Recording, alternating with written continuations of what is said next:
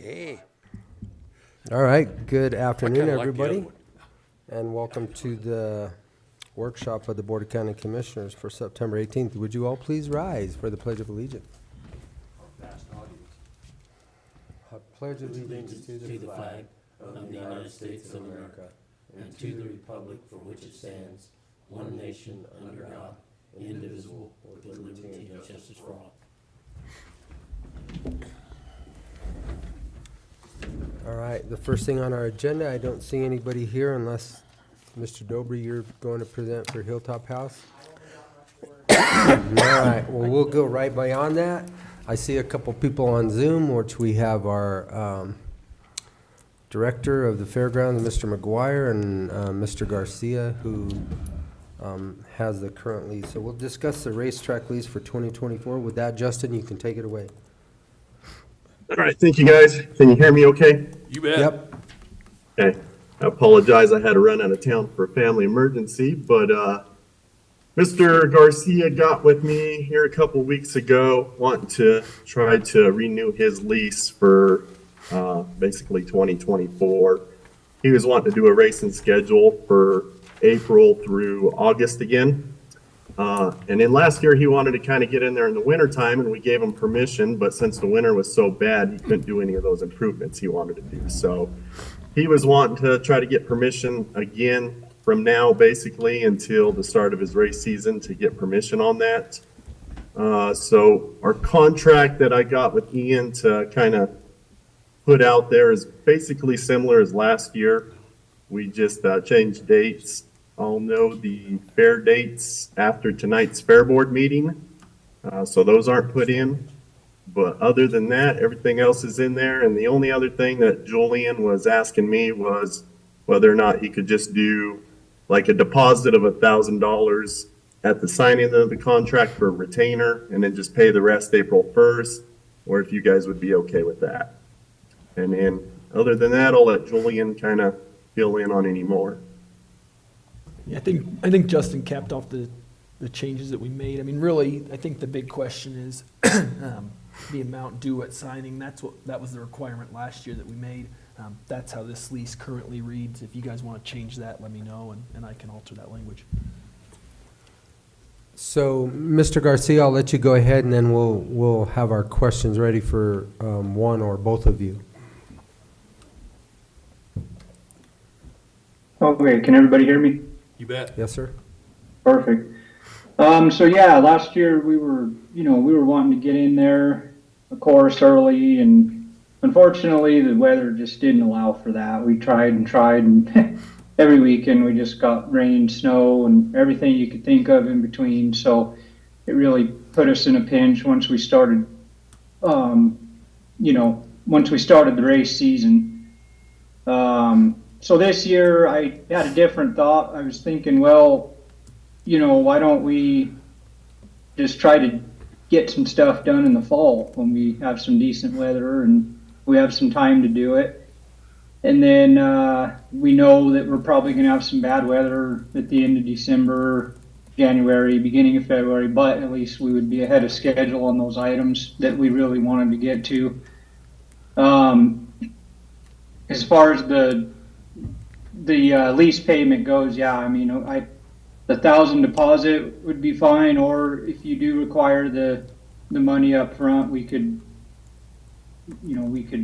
work that too. So just whatever's required of us. We do appreciate the help and everything the county's done working with us. So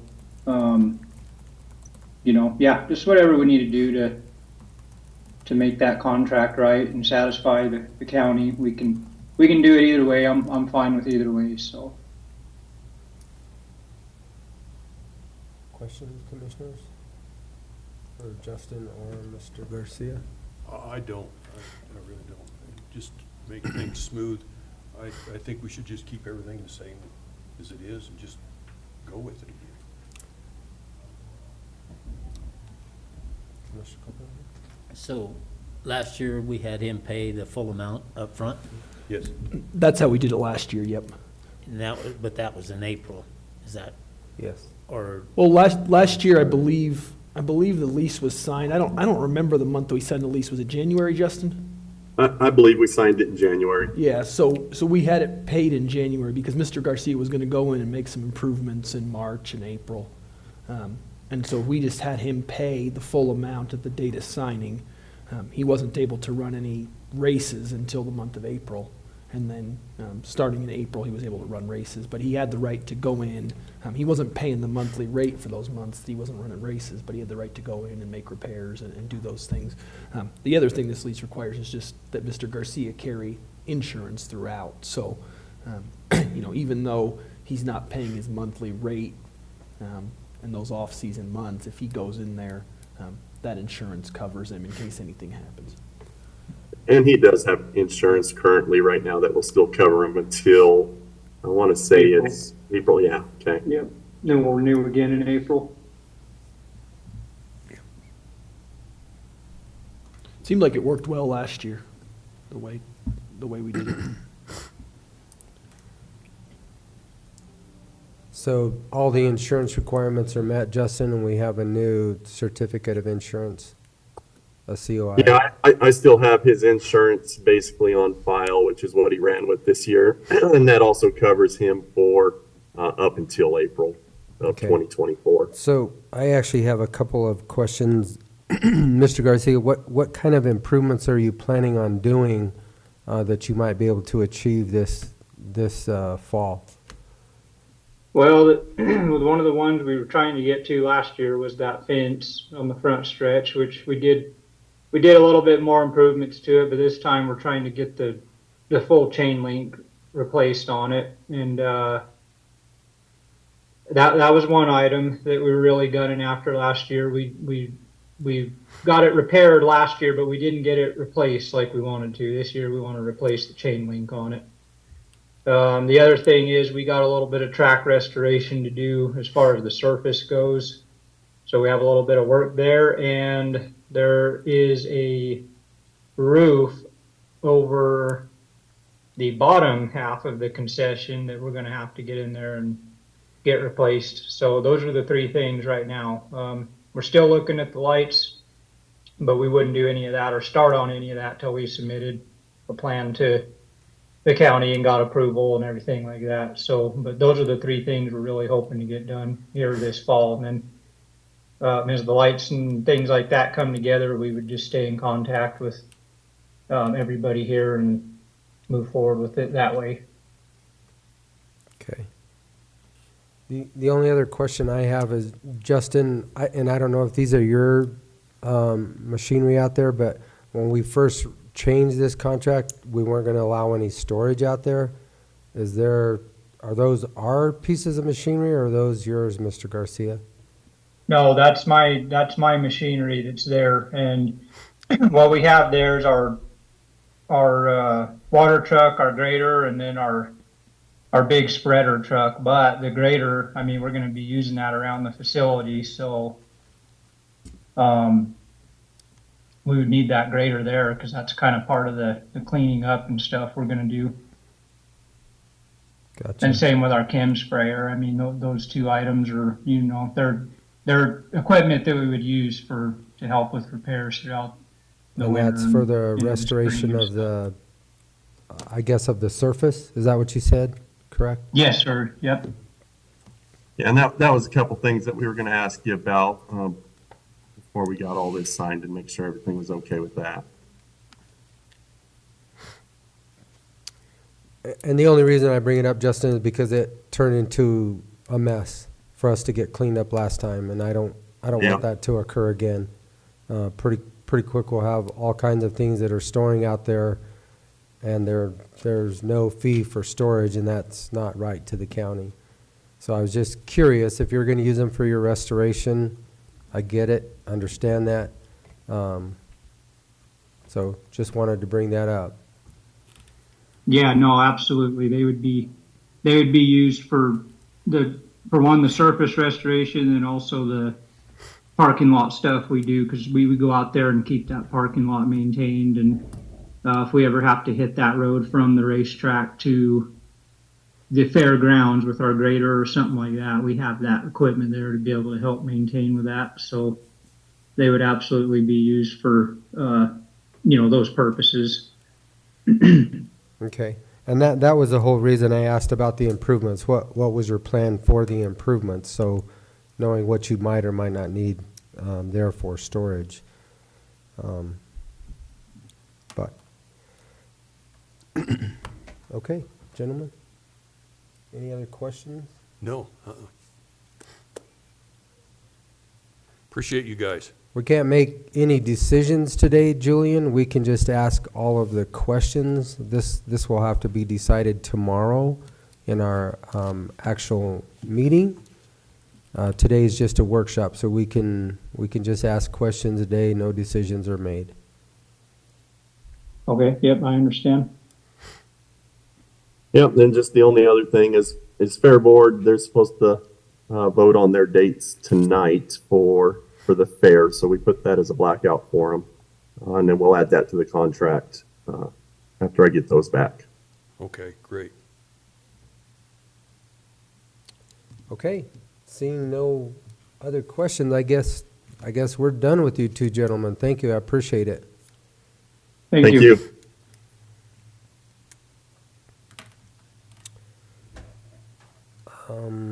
Okay, I guess I'm gonna jump around here because I believe Hilltop House Community Connections. If you wanna come on down, we had jumped over you, but we'll come right back to you. Sean Murray? That's me. Okay, My name's Sean Murray. I'm the Assistant DA in the 6th Judicial District, and I work as the chair of our board for community corrections. And this is Sally Fry. She's the director of Hilltop House. okay. You'll just have to push the buttons on your mic.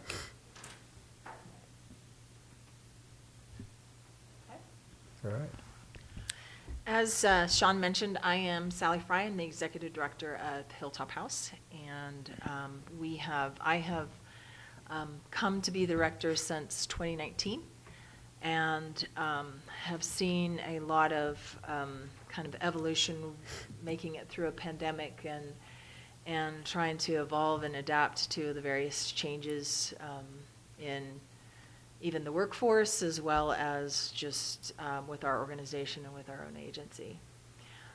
We're coming in front of you today because Hilltop House has kind of hit a perfect storm, if you will, in terms of state funding is no longer adequate to keep us surviving. And just so that you're aware, we have a meeting with La Plata County, and we've already met with Archuleta County, who are the 3 counties that make up the majority of the people that we serve at Hilltop House in community corrections.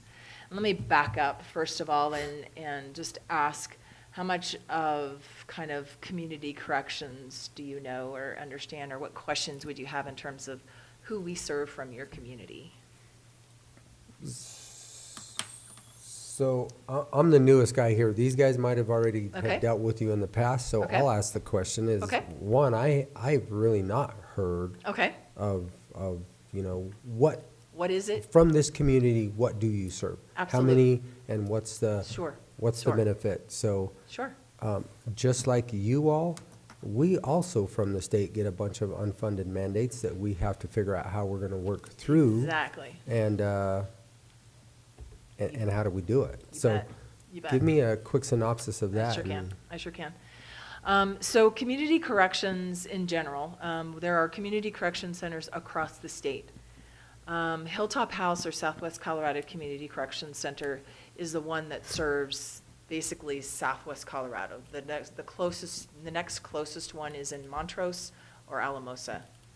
And so we truly do serve Cortez, anybody that is sentenced out of the Cortez area or Montezuma County. The judge has an option to sentence them to probation, to community corrections, if you have any kind of wellness courts or anything like that, or DOC, Department of Corrections. And so for those that are, the judge has decided it's kind of in between DOC and probation. Maybe they've failed on probation multiple times, and so, but they're not quite ready to send them to prison. And so they could sentence them, the judge could sentence them to community corrections. And the closest one to your community is in Durango, is Hilltop House in La Plata County. And we consider Montezuma to be kind of home. When we're looking at the Community Corrections Board is who screens the individuals that get referred to see if they would accept the individual. We consider Montezuma County to be home or having community ties. Because we might get a referral from Denver County, and we're like, why do they want to come to La Plata? Why are we going to want to bring them to? With Montezuma, we're considering you guys home, because this is the closest community correction center to any of the other ones in the state. So they get sentenced to community corrections. They're waiting in jail, so they're in your local jail. And then the jail brings them to serve their sentence, and most of them are getting like 2 to 3 year sentences. They serve about approximately a year in residential services, and then they can transition back into their community. They can choose to transition back to La Plata, or they can come back here to Cortez. We currently have one person that is living in your community that is still in our program, and she's doing our non-residential program. So we are providing, when they're at community corrections, they go to work, they go to treatment, they earn social privileges, they can, one of the biggest things, and I wanted to mention, while they're in our program, they also pay restitution.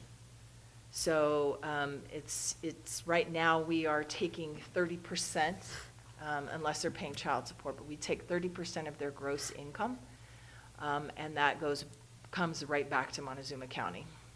In last fiscal year, our residents that were Montezuma County residents contributed $44,829 back to the victims of their crimes in restitution for that last year.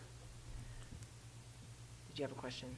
No, I was just thinking, and you probably don't have this, but the victims of their crime, what was truly owed to them? I mean, A lot of times that's going to be like they might have damaged their property. It could be they broke into their car or, and just tore it up, so it might be the cost of the repairs.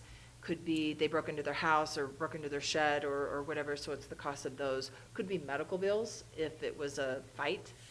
Could be that the victim had medical bills that were not covered, and so those then become restitution for the victims. Okay. So, any other questions kind of about what we do? no, So we have case managers. We connect them to services. If they need domestic violence classes, we get them connected to domestic violence classes. If they are a sex offender, we get them connected to sex offender treatment. We also receive referrals from people that are in Department of Corrections that have received their DOC sentence from Montezuma and are coming back to Montezuma. So we're kind of that midway or halfway. That's where we got the term of a halfway house, kind of that step down. So they have a place to live. They don't have to worry about their basic needs. They no longer pay any kind of subsistence or rent. They used to 2 years ago, but now the state is actually paying for their subsistence, which was $17 a day, which I always told people it's cheapest rent in Durango.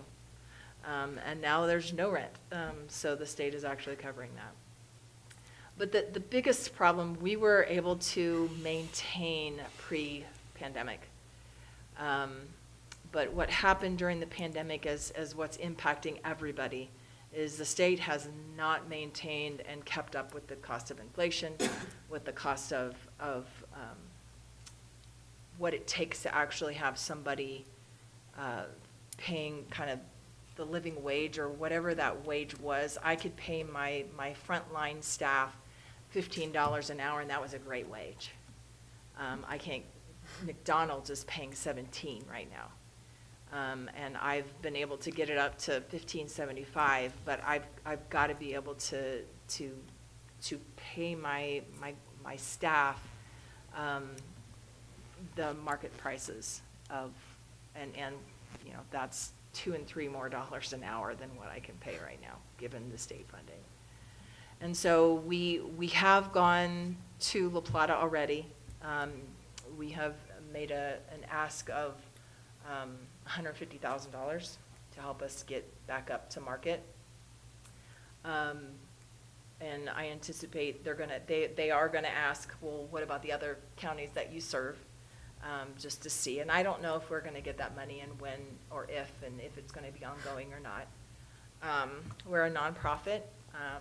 We're also looking at outside funding. I'm writing grants, but that wasn't never in my job description in the last 3 years until the pandemic hit. And the other piece that's kind of killed us is our building is a city-owned building, so we don't pay much rent, but we have to do the renovations. And in the last, before the pandemic, the building was starting to fall apart. So we spent $200,000 to do some renovations that were much needed. The building was built in the 80s. And so we needed to do some renovations. We spent the $200,000 and then the pandemic hit. So our revenue went down, our income went down. And so we had to look to reserves, and we got, right now we're at $250,000 of our reserves had to go to just doing building repairs. In January, we had a carbon monoxide leak, and we had to evacuate our facility for 2 days. Our residents went to local hotels as well as maybe for 2 days with family members. We were able to get those replaced, but the cost of the hotel room, the cost of the HVAC system, and then we had to replace our compressor and our walk-in refrigerator. So those were $50,000 last year that we did not have. And so in May, and this is why Sean is here, in May, our board of directors was like, we'd been running a deficit all year, and last year we lost over $180,000 because of staffing, not being able to staff it effectively, because we have certain standards based on the state standard that we have to comply with. And we ended the year at $180,000 in the red. And so right now, it's a bit of a house of cards. If we have one more thing that falls apart in the building, or if I lose another case manager, I'm kind of like, we'll be in a world of hurt in terms of just trying to keep it afloat. And when our Community Corrections Board looked at it, I'm not going to speak for you, but if you want to kind of talk about your reaction when my board of directors said, well, we have about 3 months of operating costs left after taking all the other money for just operating and the renovations from the reserves. And so we might have to be thinking about closing down. And we don't want to close down. We have multiple partners in La Plata. We started talking about what the costs would be. The cost would be to your local jails. They'd have to, if they got sentenced to community corrections, they're going to be transporting them to, Montrose won't take out a county, so it's probably going to be either Mesa or Alamosa. And Mesa really doesn't like to take out a county either. So we're kind of it for this community and for this area. And we want to stay around, and I personally love what I'm doing and feel like we are making a difference in these individuals' lives. But we are looking to see what help we can get. So So do you have a number as far as like La Plata County, how many from La Plata, how many from Montezuma, Right. how many from Archuleta? we average, it's a 54-bed facility. We're averaging around 46 to 48 in any given time. I would say that the ones from Montezuma make up about 5 to 8 of that overall number. So when I'm thinking of like dollar amounts, I'm thinking of proportionally. So Montezuma County and Archuleta County obviously would be significantly less than what we'd be talking to La Plata County about, because they're the overwhelming majority of who we serve. And I was just going to add, I have historically worked as a public defender and a prosecutor. I worked here in Montezuma County and Dolores County for about 5 years. I know Ian from that time, and I was Will Furs' assistant DA when he was the elected district attorney for a number of years. So I've personally seen a lot of success from Hilltop House, not only for La Plata County and Archuleta County, but also for people that are being sentenced in Montezuma County. What can happen is if it shuts down, we're going to see less people being considered appropriate for community corrections. And a lot of people can't succeed on probation because they don't have stabilizing factors like housing. And so we're going to see more people going to prison. And when I heard this working on the board, that there was a risk that the program could go under, I was very concerned that crime would go up. And so we're not just coming to you asking for more money. We've gone to La Plata County, we've gone to Archuleta County. We're looking at We're consulting. going to the state. Yeah, we're going to the state. We've consulted with a number of counties that do contribute to their community corrections programs to sort of look at how that budgeting worked. So we're going to want to come back to you and show you what kind of a proposal would be without reinventing the wheel, looking at what's been successful in Garfield, Larimer, Denver, and other Mesa County as well. And I've got meetings with Barbara McLaughlin and Cleve Simpson to try to increase the Division of Criminal Justice allocation as well. So we're basically looking to every source that we can to avert what I would consider a disaster in terms of criminal justice, potentially seeing crime rise as a result of losing this program. Okay. Questions, so I guess we haven't talked about the ask.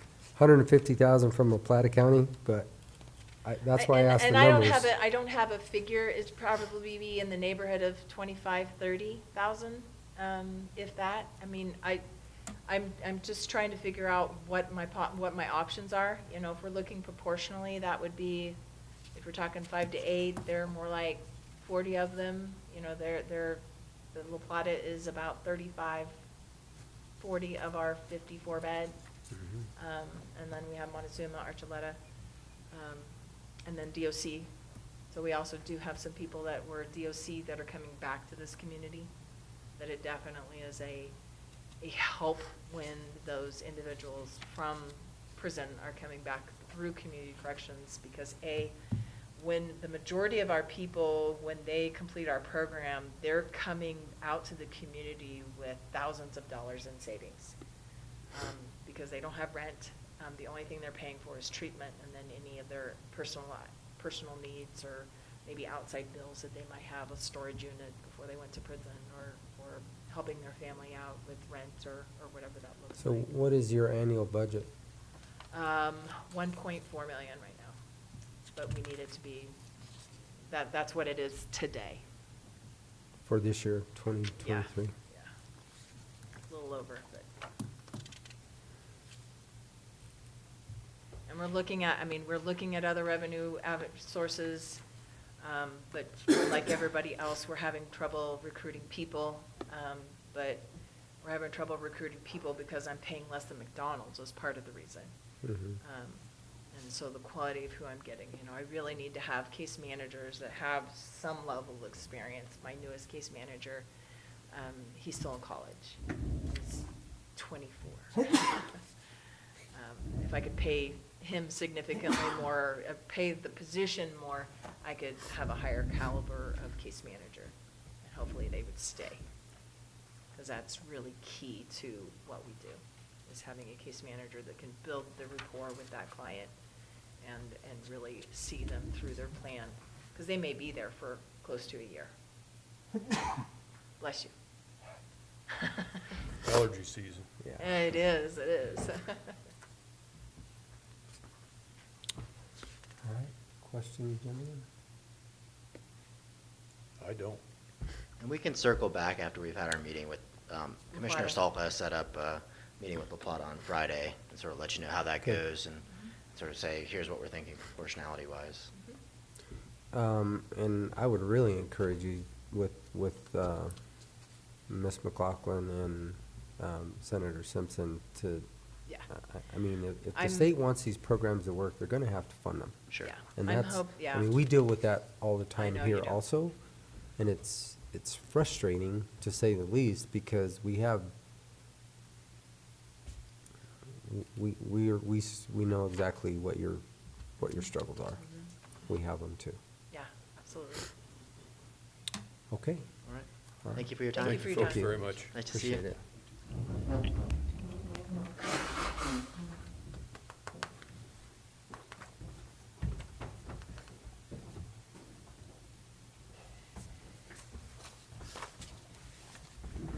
We haven't been doing any kind of yearly thing with them. I couldn't find it, I haven't seen it.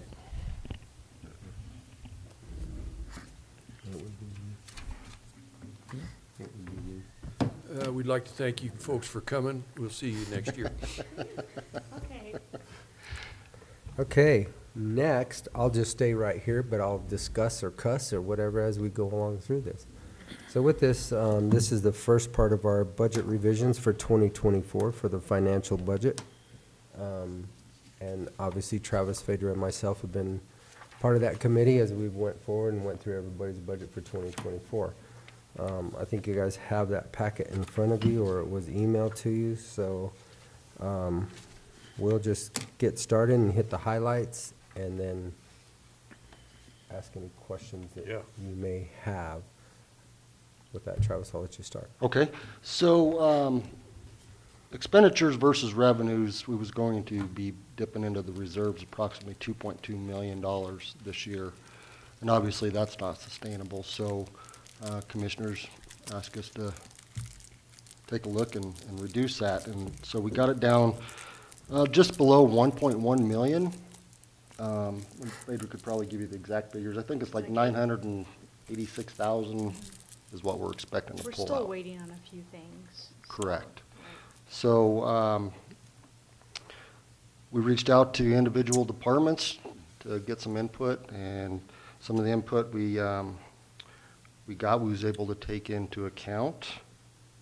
And obviously the goal was to retain personnel and provide them with an appropriate level of living expenses.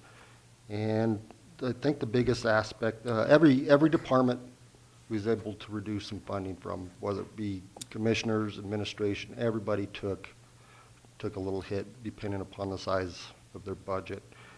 And so I think the biggest thing right now is the sheriff's office. They have 76 FTEs. They typically run on average of 69 FTEs. And 4 of those are funded by the county, but they're special projects. Special assignments or special assignments. projects. And so I guess we need some direction on which way the commissioners want to go. Some of the savings, obviously, now Community Corrections is in need of financial assistance, so We could have been the ones sitting out there making that proposal to someone else. Yes. yes. I mean, they hit Yes. all of our boxes. Everything Correct. that they said is Every- happening to us. Exactly.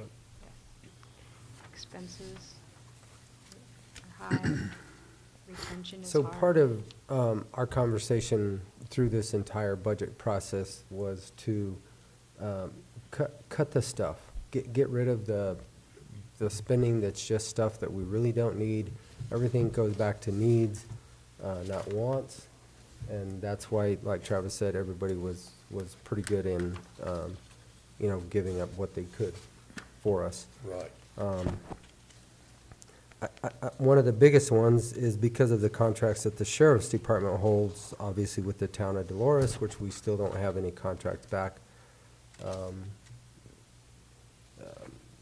The SROs, the casino, so on and so forth.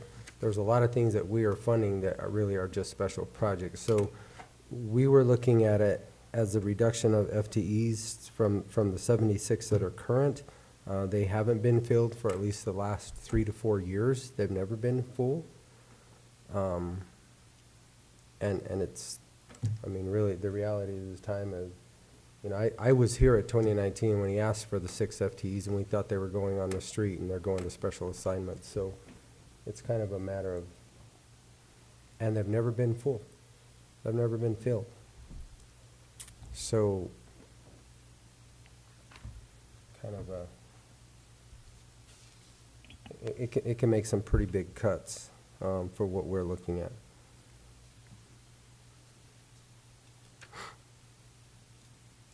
But like Phaedra said, we are basically at 900 and, we'll call it $1 million that we found. We still are gonna have to dip into reserves about 1.1 to 1.2. And I guess the other aspect of that too is, you know, if we reduce the overall FTEs and we have a cost savings based upon what the commissioners want at the 1.1, we could potentially increase the salary of some of those deputies that are underpaid currently, like we talked about 6-7 months ago. So the retention is a big thing to us. We've all talked about that. We've had that conversation, and the conversation was to, you know, make a significant split between post or certified and non-certified. So it's just really, obviously, we're not gonna make a decision today, but that's one of the biggest places to find money. Everybody else is pretty much given up everything that we feel like they can possibly give up. I mean, we still have other things that we could do. I mean, the clerk, recorder, and the assessor, they're all still on a 35-hour work week. I mean, we haven't gone there yet, but there are other possibilities that we can do potentially, but, We're still waiting on our insurance. and we're still waiting, Yeah. right. Numbers, hopefully by the 1st of October, we'll have those. They give you any kind of idea, percentage-wise? From 8? 2% to 20% is the numbers that are coming in. Oh, that's real definitive, isn't it? It's about normal, And which so, is kind of what we've had to Yeah. deal with. yeah, I think they did say that, I think they're gonna be, I hope they're close to 4, is what I'm Yeah, hoping. 4 to 8 is, Because we anticipated, I believe I did 9%. Yeah. So 2 would be great How's our claims? increase. High. high. So that's why Which is- we've had that, Yeah, yeah. yeah, our claims to premium ratio is probably not very good. it looks like by switching also to, and I don't know if this is actually 100% finalized, but switching workman's comp from one carrier to another will save We us have some good, We um, have good outlooks a on little that. bit of money. But here again, we're talking, We're talking A lot pennies of when we money. need bucks. but we're looking at every avenue that we can possibly look at. Yeah. yeah. And, Everything is you know, just in the broad increased. spectrum of things, we can make little cuts here, little cuts there. But our biggest problem is still income. We don't have the income to sustain what we've been doing, let alone do anything new. And I think the other aspect, and Phaedra and I have talked, is a lot of the grants are going A away. lot of the grants. Yes, And, you know, we call it funny money, but, you know, LATCF, LSFRS, and ARPA funds, they're done. yeah. So But expenses are. expenses are still Going up. increasing. This is a little off track, but have we ever figured out and put a number to what unfunded mandates cost us? I don't think we can. I mean, I I look mean, is at it it, we possible? talked about this just the other day with the weed department discussion last Monday. You know, by the state is all we are to do is to provide the program. Right. And we are doing way more because of the county and what we're trying to do to save water and to go on and on. The ask last week was more help. Basically, 2 FTEs is what was asked for last week, which obviously we can't continue to grow when our revenues and expenses Exactly. are nowhere keeping up. We also looked at, you know, and Shaq brought this up when he was still here, but Kinder Morgan in 2019 was in here at least, I would say, once a month, and I haven't seen him since 2020.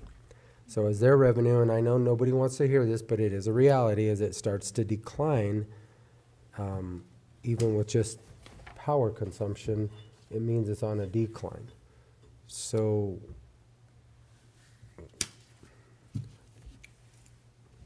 that's the reality of it. It's just, And everything's going up.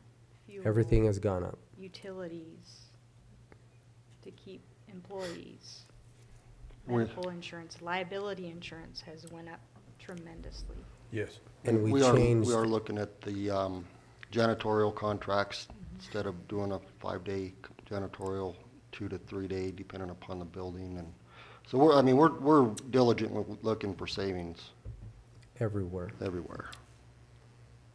So this office admin is looking at the 4-day work week, you know, even janitorial, which here again, we're looking at pennies. Yeah. But I the mean, overall scheme of things, we pay a lot every year annually to janitorial And services. Robert Like is working. janitorial, was that bid put out on a 5-day work week or a 4-day work week? Of 5 Excuse me, So sir? that was a 5-day. A 5-day work? But I believe Dustin is working on, A he's 2 and changing 3. that Okay. for the next bid to go out for 2024, yes. Yeah, I've been working with Dustin on those contracts, and a lot of the buildings are going off of a 5-day janitorial schedule. Right.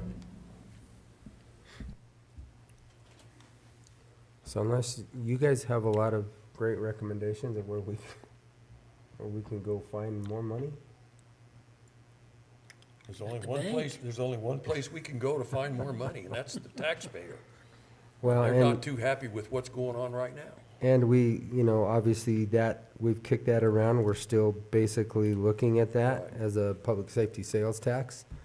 Kind of like what you all did, Commissioner Copenhagen, for your LEA fund in '08, I believe, or '07. And if we don't get it, then we have to decide here pretty quickly, you know, what are the things that Yeah. we are going to cut and do without, totally. And, I mean, we've even talked about, what if we lay, because like, I'll use the weed program since they were in here, it's the freshest thing on our mind. Other than looking for money, there's not a lot of, there's not a lot of Right. weed work going on, but there are other things like that too. We haven't went there yet, so kind of what are your guys' ideas? I agree. I mean, we've got to look at every, and you've looked in almost every corner that we have to try and cut these corners. And then the next cuts are going to be bloody. They're pretty bloody right now. Well, we're talking personnel next. I mean, that's our biggest expense. Yes. That is our biggest expense.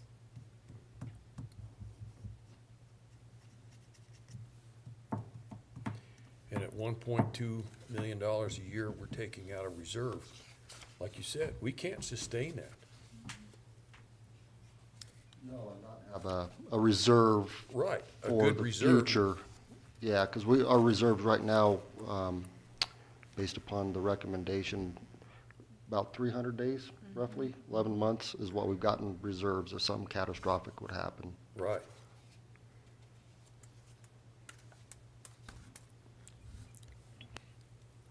There's the good news. Yeah. So think about it. I don't know if do you want to go over these numbers? I mean, you guys have all looked at them. I Yes. don't know if you have any questions have. specifically, but we can answer any questions if you need to. I haven't had time to go through it, so I'll try to look through it tonight. Well, it's, like I said, this is just a workshop, food for thought, information. Yeah, But like I said, we will be going at least 1.2 million into reserve to, even with the cuts that we've made.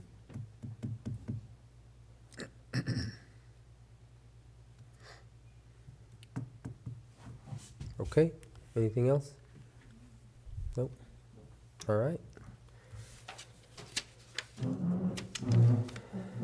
Okay. Bobby, you're clear at the very last. Do you want to go next? Because Robert may take up a lot of time. I will. That's I will fine, 'cause allow I'll- you. I will allow you to be next. So we're going to talk about grant applications that bring us money.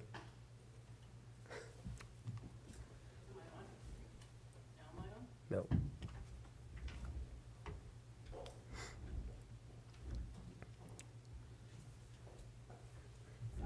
Now I'm on. Okay. right. Which one do you want to, oh, that's the dental one. Okay, we'll talk about the dental one first, isn't it? Yeah. This is, Yes. So this is a grant through Rocky Mountain Health Foundation for our Smile Makers Dental Clinic in the amount of $20,000. This, and I also believe I sent you, yep, there you go. There's the budget of the items that we would purchase with this $20,000. The thing with the dental program is, for the most part, it pays for itself based on, we see, so the folks that we see through Smile Makers Dental Clinic are basically underinsured and uninsured, and we provide high quality, professional, low cost dental care to that income bracket.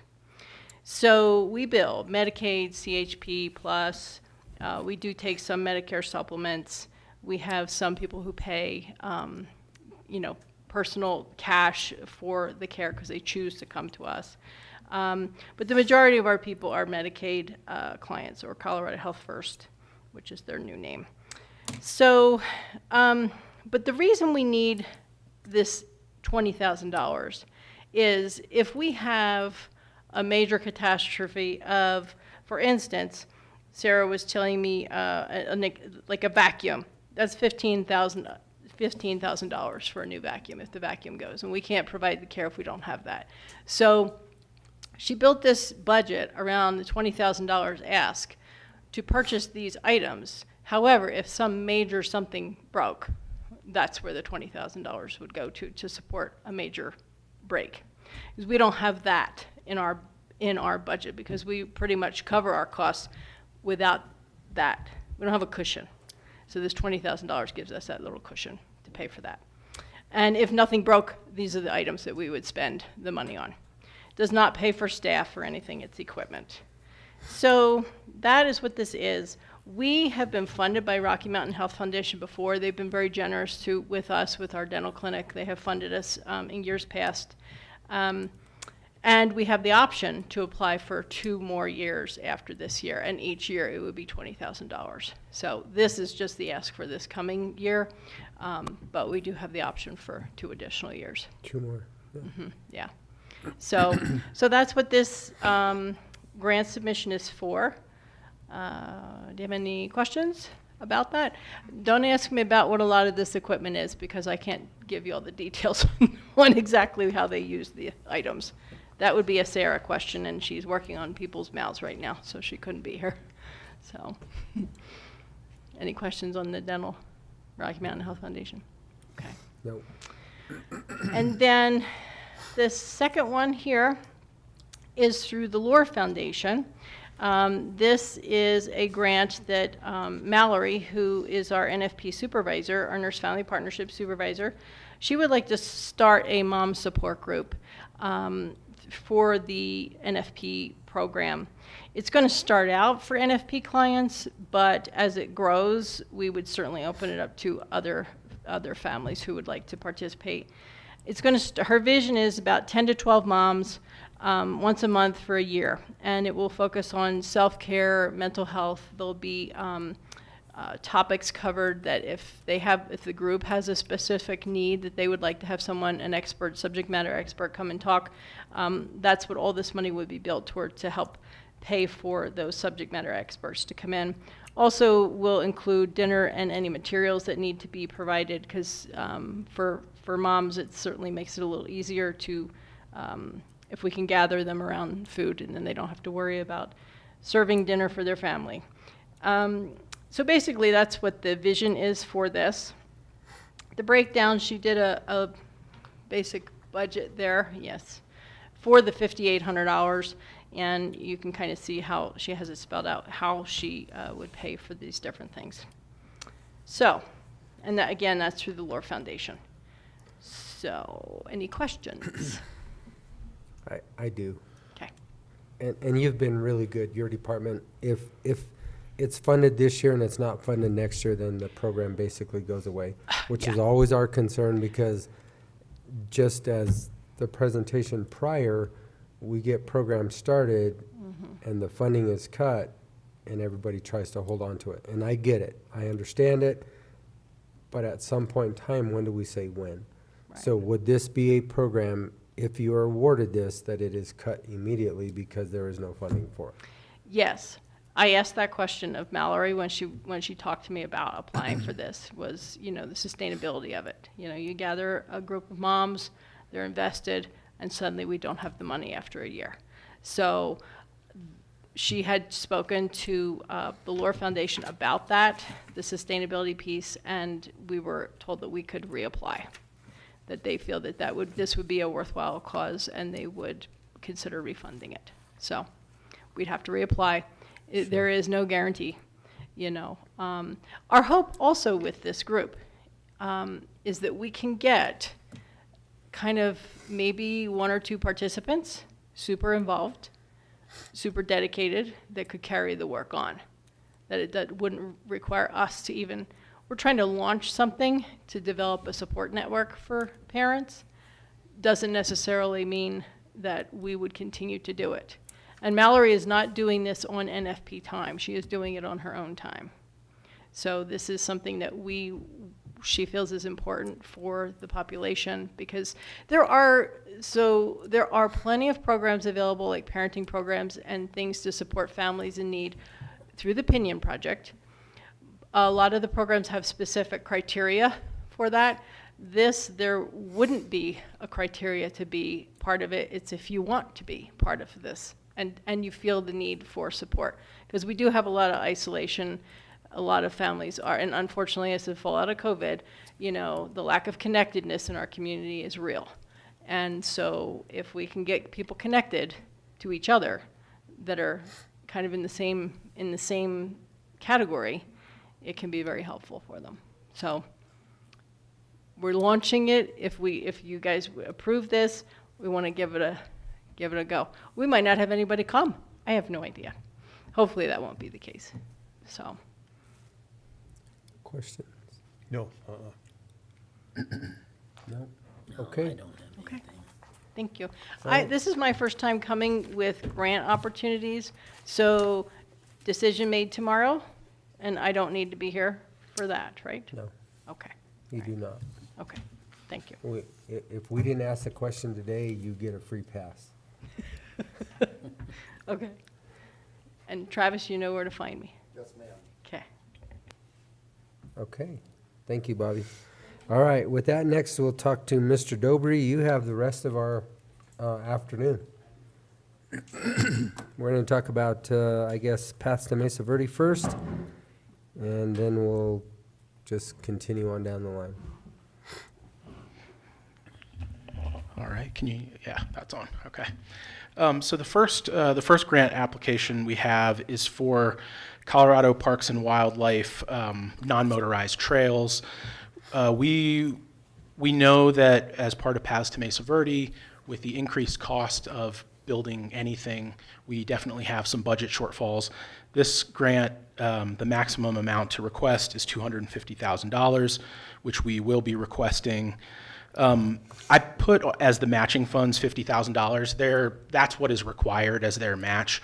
We would be matching it with federal money that's already in the Paths to Mesa Verde project. The section that we are working on, the Highway 160, 160B crossing area, that section including restriping, retaining wall, trail building, all of that stuff, that section is about $1.16 million. So really this $250,000 would make up about 21% of that. But we don't want to, we only want to use the match required by them, because then there's other federal match available for other state grants in the future. So we're just looking for additional funds to bring into the Paths to Mesa Verde project. We know that it's going to be an expensive trail to build. So, and yeah, with that, if you had any other questions, I wanted to leave that open. Oh, one other thing before that. We will, in looking through, I realize that we will need a resolution specific to this grant, not just the kind of general support resolution that you guys have done in the past for Paths to Mesa Verde. So I'll prepare that and have that for your next agenda. Okay. All right. I don't have any other questions don't for either. it.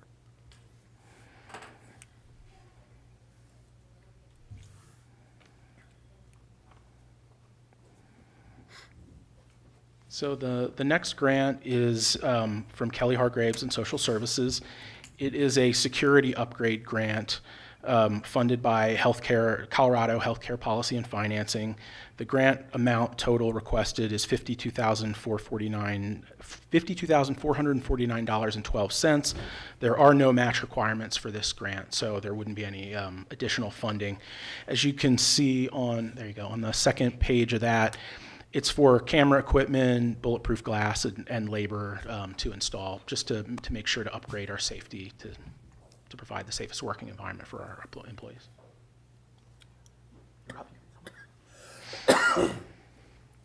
If you had any other additional questions, Kelly would be able to answer them for you. So sorry, I was watching it. You guys sped through the other one. Yeah, this is money through HCPF. It's ARPA funding. This is their second round of funding. So Jim McLean and I talked about security issues on the first floor and the second floor child welfare, as well as outside of the building. So the first 4 lines there is estimate directly from Jim. This grant will cover all of that equipment 100%, as well as the 3-year licensure. And then we have an estimate for bulletproof glass for the front, where our women with the jack of all trades, the triage of everybody coming in the building, for that to be replaced.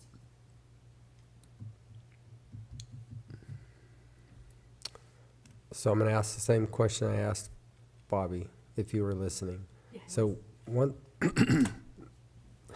so my biggest concern is if we approve this and this grant is successful and we have a 3-year licensure for these cameras and the cameras have to be replaced, I think they're telling us now within 5 years. Yeah. Who then pays for that?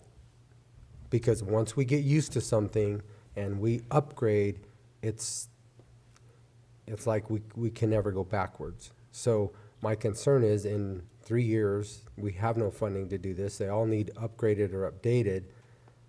I'm just asking for help. How do we continue to pay for this stuff if we can't find a grant application for it? So I'm just concerned that we put it in place. In 3 years, it all has to be upgraded because it's now outdated. How do we pay for it? Yeah, that's a great question, and to be really forthcoming, I didn't think about that prior to this moment in time. Probably not an answer for that. Yeah, mean, I was just unless, gonna say, unless we just take it out and say, come get your stuff. But that's what we're facing Yeah. right now. We've got all of these programs that we've started and created, and I'm not saying they're bad at all. But at some point in time, how do we continue to pay for them? So I'm just asking the questions up front. Have we thought, if this is something into perpetuity that we are going to keep, how do we keep it? yeah, I haven't thought about that. I think it would be something we'd have to budget into the department's budget, as far as the licensures. And then think strategically with, IT, about how to maintain those. And that's not certainly an answer today. Correct, and I just want you guys to be aware of it, because we're sitting looking at all of the county as a whole, every little ask that we get is a growth. It truly is. And at what point in time do we stop growing because the state's not funding it? And if the state's not funding it and our constituency is not funding it, well, we can't keep funding it. And as simple as this is, I mean, this is not a big number. However, it becomes a number next year, and a number next year, and a number next year, and a number next year. So I'm just trying to be realistic and just ask the questions that have to be asked. So the real question is, if it's funded today and it's there, and it's not funded next year, can you do without it? Because you will have to do without it. So it's security cameras. Yep. That exist internally and then externally around the building, which would be in the back parking lot, in the front, so. Sure. With safety, it's what it's all about. Technically, we wouldn't need to budget for this again until it's 3 years, after those licensures expire. And that line item was $8,200 and some dollars, so within that 3-year span, $8,696, we'd really have to consider, planning for that over the course of the next 3 years to renew those licenses on those campuses. But I'm not talking about just the licensure. So I'm talking about everything that goes with Yeah, it. the The equipment. licensure, the equipment. What about the servers that we're gonna have to continue to upgrade? Because if the cameras are there, the servers or something is running. There's more to it in the background than what you see up here. Correct? So, I mean, I don't even see that broken down is what kind of storage is it taking on the servers? And are we gonna now be out of a server and IT's gonna come back and say, oh, well, next year we need to upgrade. Now we need a 250,000 wiga, mega, giga, whatever they call that stuff. I mean, you know what I'm saying? Because really or I guess where I'm at is going through this whole budget process, like, gosh, we add, but at some point in time, when do the ads stop? The vital part we're not adding is income.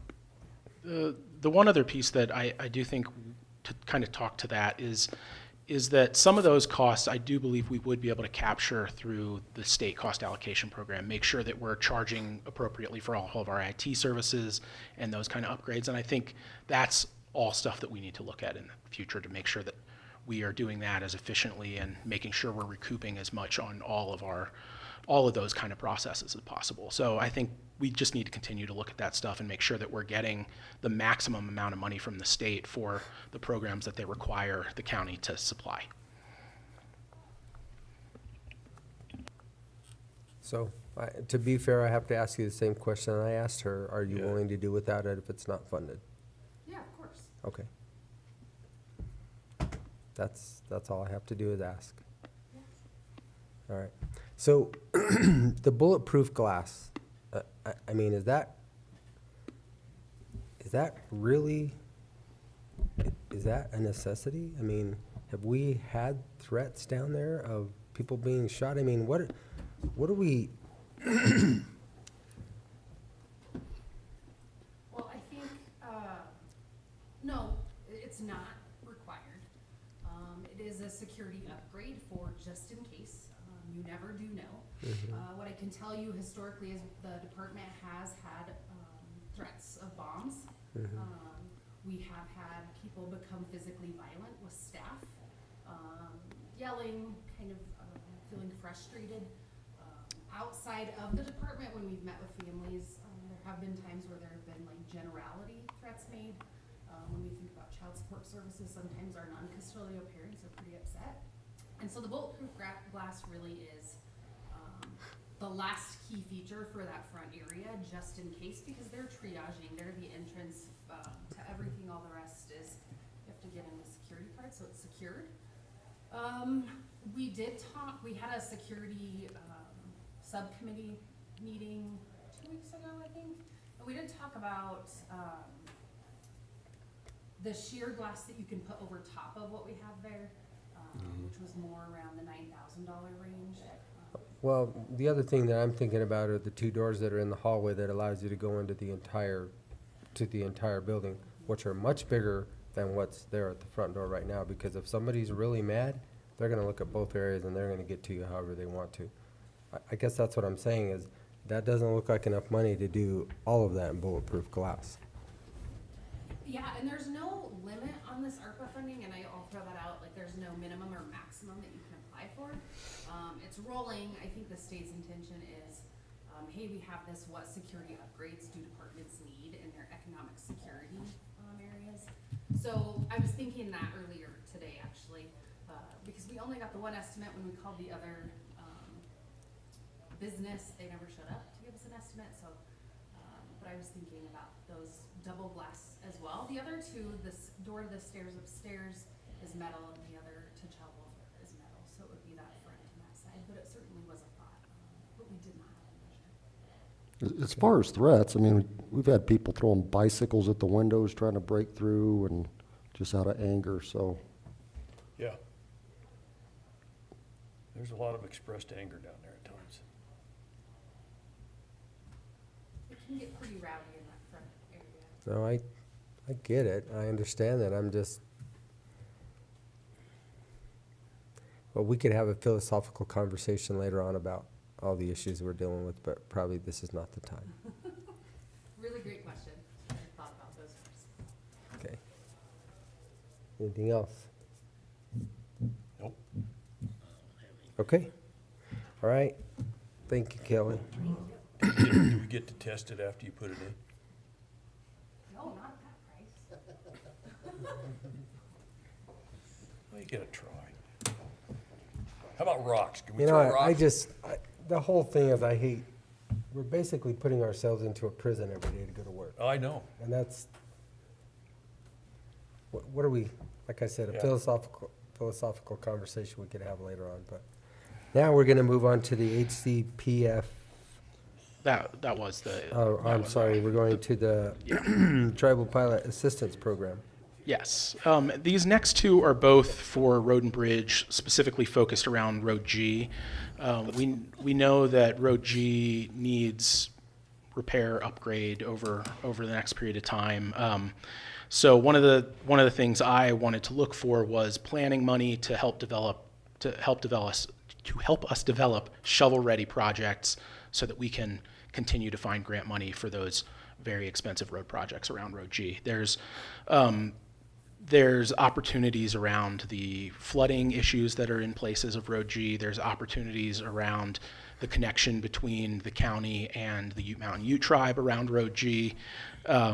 There's opportunities around outdoor recreation around Road G. So there's a lot of things going on there.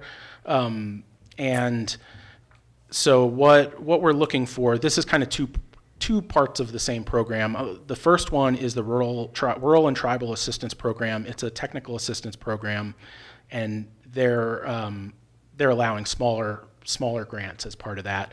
So one of the things I spoke with Rob about was an assessment of the culverts along Road G, to look at what sort of shape they're in, if they need upgrading for the kind of flooding that we do see down there. That grant does not require any match, and we're requesting $50,000 for that. And then Let me interrupt you. yeah, absolutely. In that grant, do we have to limit it to culverts? Could we include ditches?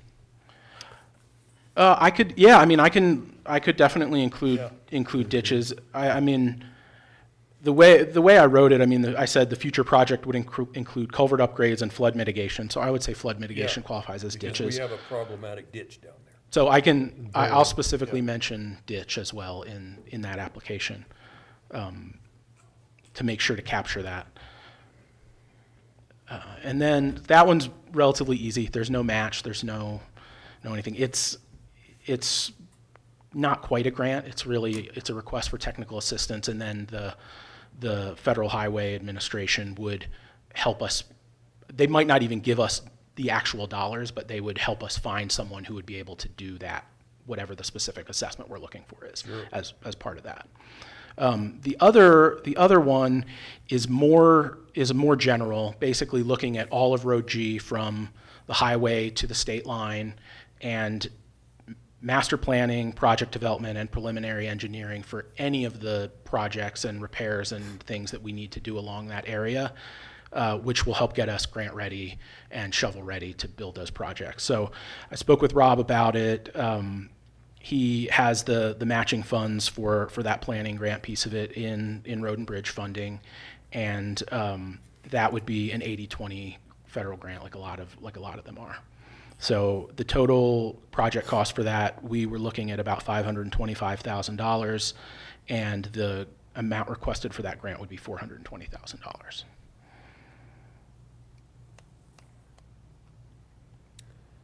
You know, I know that County Road G is a main thoroughfare between two states, the Ute Mountain Ute Tribe, And the a Navajo national park. Yeah. So, you know, we've looked at this road for a long period of time, and until we get basically a shovel-ready plan, I don't think we'll ever get funding. I mean, the last 12 miles from the state line back towards the east is probably in the worst disrepair of the entire road. We've done a pretty good job keeping up with it to that point, but there's just a lot of rock mitigation that we probably have to do. The ditches, those ditches that we need to figure out how to move those around or get them situated, so, I mean. Yeah, there's There's a a lot lot of going traffic on on down the there, road. and I think that's the section that we had previously specifically talked about, but I think there are also potentially other projects, and if we can have sort of a master plan and have it on paper for Road G, prioritized what are the most important parts to address, which need to be done most quickly, all of that kind of thing, and have preliminary engineering for that, that'll just put us in a position to go after some of the larger federal grants and the infrastructure money that's available and coming down over the next few years.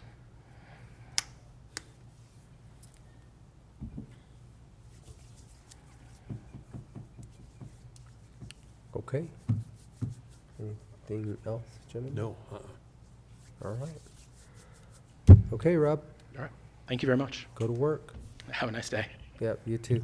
With that, we have come to, I guess we'll take a recess until 6 PM, where we will continue a board to board to board with SHS and MCHD. So everybody will be back here in this room at 6 see you PM. at 6 o'clock. All right. Thank you all. Bring your list.